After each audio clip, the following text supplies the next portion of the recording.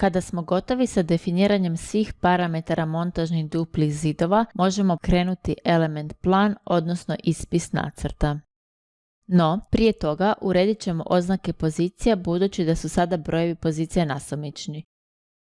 Biramo naredbu Modify Mark Number i provjeravamo da je prvi broj pozicije 1.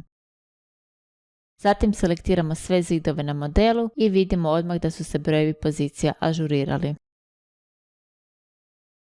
Sada možemo pokrenuti ispis nacrta. Počnimo s naredbom Element Plan. Ova naredba služi za prikaz ispisa jednog zida. Pomoću te naredbe možemo napraviti i željene promjene na jednom zidu.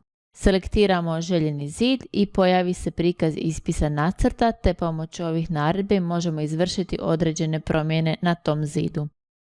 Automatski ispis nacrta za sve zidove radi se pomoću naredbe Element Plan in Batch Run. Pokretanjem naredbe imamo svojstva koja možemo provjeriti.